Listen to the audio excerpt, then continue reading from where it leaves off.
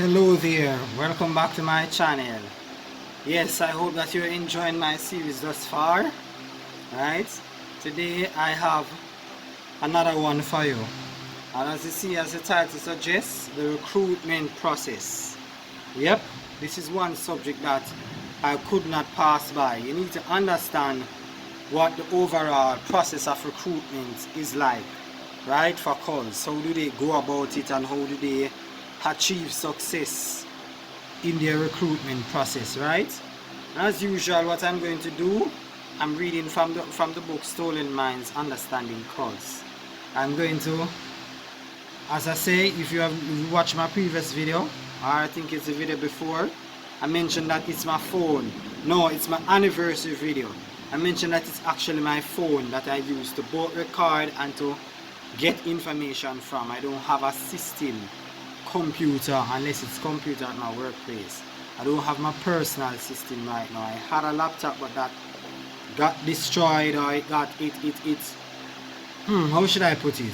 The laptop basically is broken, so I have nothing to use right now. So what I'm going to do is I'm going to screenshot the topic from my phone, because I have the book on PDF format. And as usual, I'm going to send it. You're going to see it appear on the screen.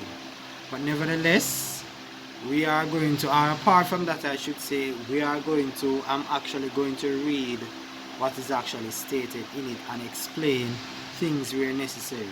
You understand? And it's just about 3 pictures coming from it, so it's not very long. Right? It's short and concise, and this is why I say that for me, Michael Skobach's book on cult is one of the best work that I've seen.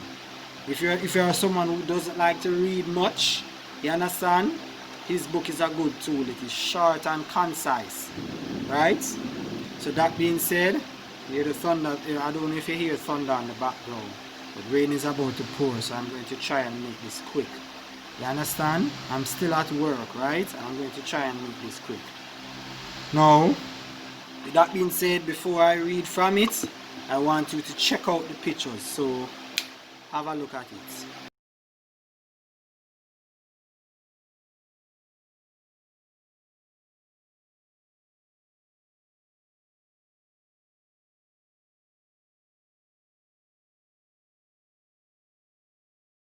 Okay, let's get into it now, right? The recruitment process. People are usually recruited into cults between the ages of 17 and 35, and frequently by a friend or a family member. Of course, older people can also be drawn into a cult, and sometimes the recruiter may be a stranger. In our virtual world, the internet can easily become a person's initial contact with one or many of these groups. In most cases, people are not aware that they are being manipulated into a cult because they are kept in the dark throughout the process. Amen to that, right? When I came in the Seventh-day Adventist church, I was kept in the dark about many things until years after I find out, and I pack my bags and leave immediately, right? If I had known initially, I would have never been a Seventh-day Adventist. Now, when manipulative techniques are brought to bear on vulnerable men and women at a successful time in their lives, and I was at a vulnerable point in my life too when I recommitted in the Seventh-day Adventist church, right? So let's say whenever the techniques are brought to bear on vulnerable men and women at a successful time in their lives, they can be successfully recruited regardless of their academic or professional achievements, or I will add their level of intelligence. Regardless of that, they are vulnerable, and so they can be recruited. When experiencing extreme stress or personal transition, their guard can be down and their critical thinking skills not functioning at peak levels. So it was with myself. I was at a down period in life. Simply put, they cannot see through the deception occurring right in front of them. In the initial phases of recruitment, the group really provides full disclosure about its nature. Let me correct that. Not really, they almost never provide it. You understand? About its nature, agenda, and goals. Cults sometimes use innocuous front names. Recruiters meet people at a reputable social at reputable social programs or educational facilities and skillfully use their one-on-one opportunities to learn about potential members. Armed with this personal information, recruiters can now build the necessary rapport and frame the cult's goals in terms that satisfy the interests and needs of their unsuspecting targets. I cannot speak for Seventh-day Adventists how much they do this. Even when I was a Bible worker, I wouldn't say that we gather as much details about the individual. If they don't work, we know that. We know how many persons live in the household and various different things, right? So we gather informations like those. But for Jehovah's Witness, I can tell you, they're far more keener and sharper in their intel. When they come at your door and knock, they ask as many questions as possible. They know how many persons are living, they know the address, they know everything, because they do door-to-door things, even more so than Seventh-day Adventists, who concentrate on evangelistic meeting, crusades, and so forth. But the Jehovah's Witness is always one-on-one, door-to-door interaction.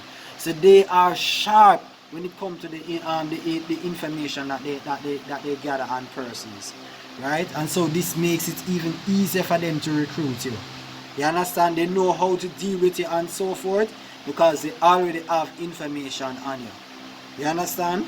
Soon recruiters will ask these people to attend a second group function by making small requests that seem innocent.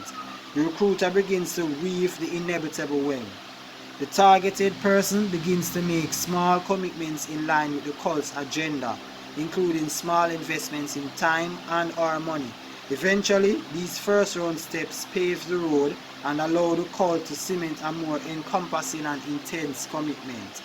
Spending time at the cult's programs exposes potential recruits to a growing vortex of sophisticated influence tactics. Now people are on cult turf, far away from their own environment. Recruits can be love bombed. Oh gosh, love bomb. I'm a person who actually experienced love bombing in a relationship before. You need to go and research that term, love bomb. Yep, I've experienced it before and I know how deadly it can be. Can you imagine? It's like an ego stroke, hearing person constantly tell you how special you are, how they love you, and all these kind of things. They put you on a pedestal. It really strokes your ego to how far they uplift you and so forth. And in your mind, you think they mean you good and you think they want good. No. That's the technique of love bombing, and it's a deadly tool for manipulation. He who feels it knows it. I've been through it before. Trust me, and when that person ditch you, you're wondering to yourself, where was all those talk? What was all those things for? No, you were simply love bombed and manipulated. It's a deadly tool. Only if you have experienced it, you can know how deadly it is. Love bombing. So they use love bombing. Recruits can be love bombed, and so many members overwhelm them with constant attention and sweet talking compliments. I know all about that. Sometimes recruiters of the opposite sex will even flirt with them to plant the hope of a romantic relationship. Amid all this emotional stroking, the recruit's equilibrium becomes disturbed and off-kilter. In a new unfamiliar situation, not knowing anyone except the person who brought them to the program, the recruit assumes the natural tendency to follow the lead of others and conform to the surrounding groupthink, right? Because they don't know anyone else apart from the cult. And this is why persons who go into new environment not knowing anyone is vulnerable to cults.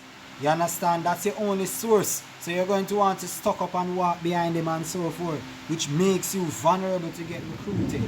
You understand? Now, when everyone else in the group exhibits an absolute certainty about the cult's ideology, these hapless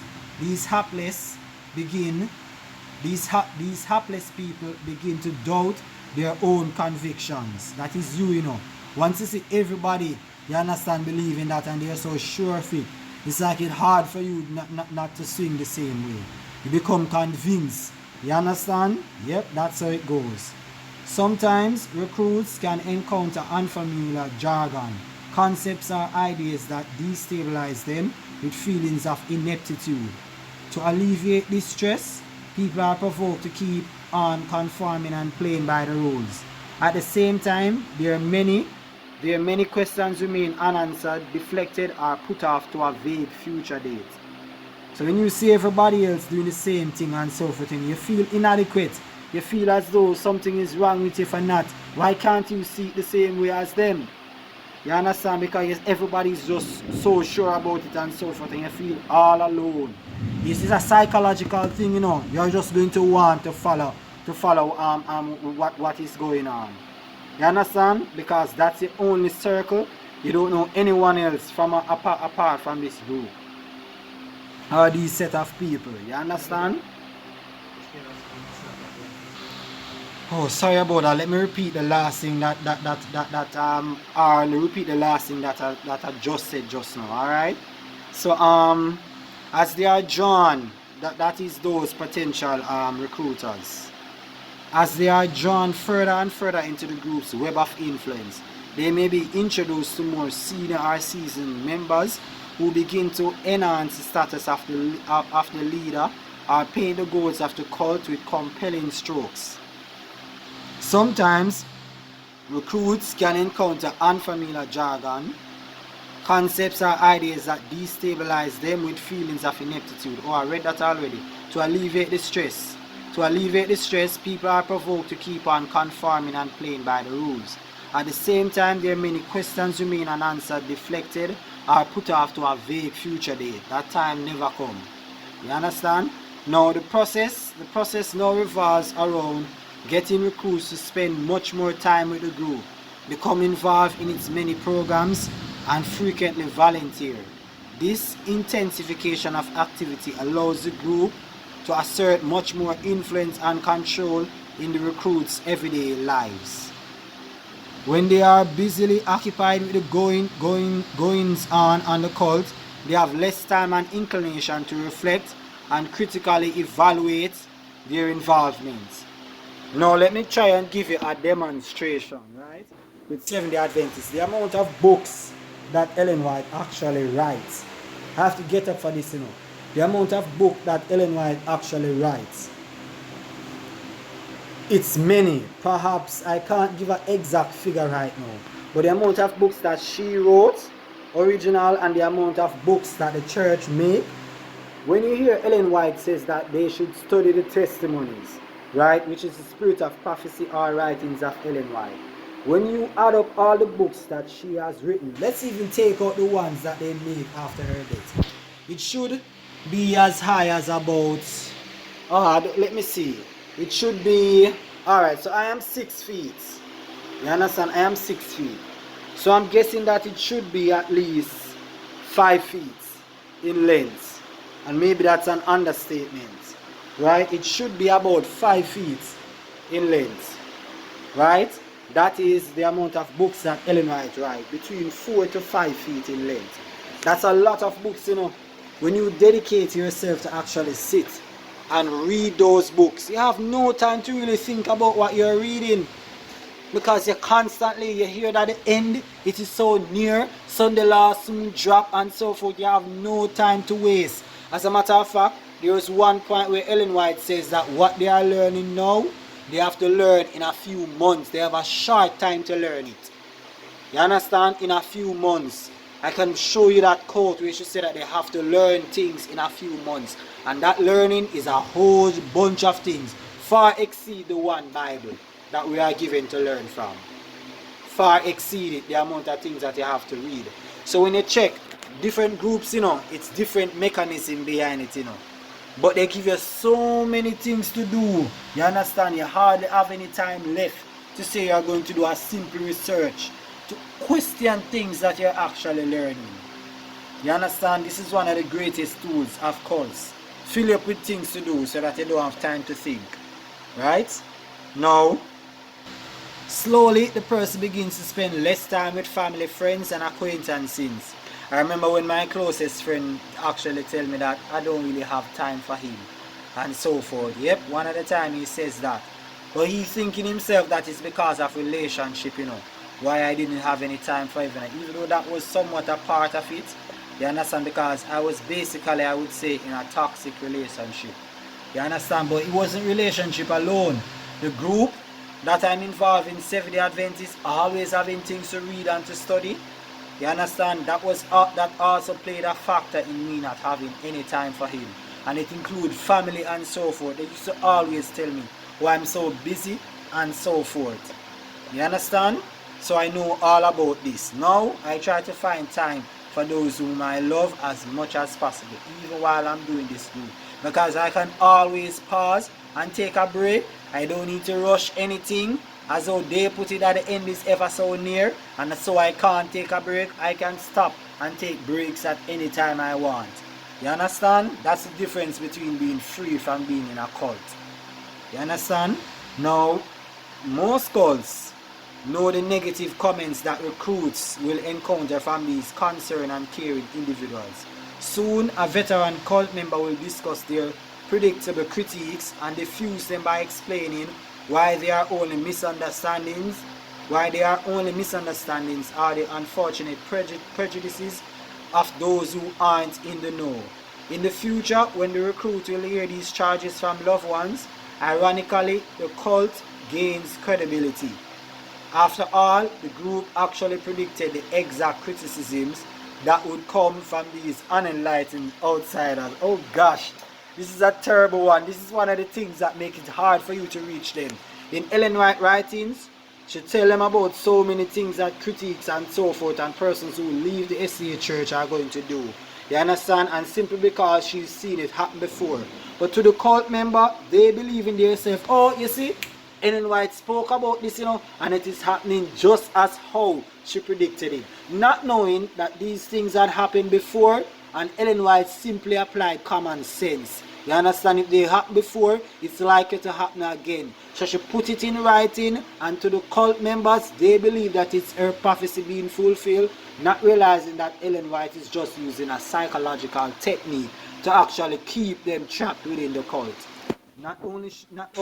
She's not the only person who do it, but every single cult member, they employ these kind of tactics to trick individuals that are actually in the cult. You understand? As cult members continue to solidify a recruit's conformity and loyalty, they begin to foster dependency upon the group. The outside world is seen as a place where there is no real truth. Yep, we are the remnant church. Seventh-day Adventists will say, we are the remnant, God's true people. So there is no other truth out there but them are within the Seventh-day Adventist church. The outside world is seen as a place where there is no real truth, no potential for happiness and fulfillment. A dark world it is outside of the Seventh-day Adventist church. The group becomes the only place where one can always feel embraced and experience unique spiritual growth alongside peers in the know. While recruits are undergoing the process of consolidating their loyalty to the group, they are unaware that they are now entrapped in a carefully orchestrated program. The process is slow, insidious, and dangerous. People never join cults with their fully informed consents. You're not fully informed when you join them. There are plenty that is withheld from you. You understand? So no, none of them is fully informed. I can tell you that. The bonding process resembles the activities required to download a new program on your computer. The screens ask you to read the terms and conditions that allow you to use the application. Hardly anyone, including me, ever reads 3 or more pages of small print. You're lucky I don't even read a sentence. We just hit the next icon and the next icon repeatedly and mindlessly until we hit the finish icon. And so it is when well-meaning vulnerable men and women unthinkingly proceed down the path set out for them by the cult. He's saying that they don't read a sentence. Whenever I am at work, right, and I am on the computer and doing things, I don't even read a word. The only part I read is, should I cancel, abort, or whatever. Sometimes I just ask questions to the person, my superior. What should I do here? They say just click next. Okay, click next, and I go on to the next one. There are times when I'm even signing documents and it's one lengthy thing. Oh, I'm like, Jesus, please, I can't manage to read all of this. So I'll just say to them, what is the requirements? And they tell me, and I just sign it. A very bad habit, but many of us are guilty of that. You understand? And the writer says it is just like that with cults.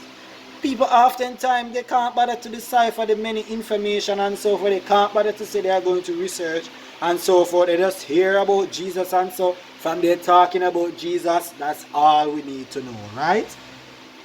And this is what causes most persons to end up in cults. You understand? This is the recruitment process for you. I end this video. I do hope that you enjoyed it. If you did, please like, comment where necessary, subscribe to my channel and click the bell icon so that you can receive notifications whenever I make new uploads. And last but not least, share this video with whom you know will benefit from an amazing video like this. Bye bye now.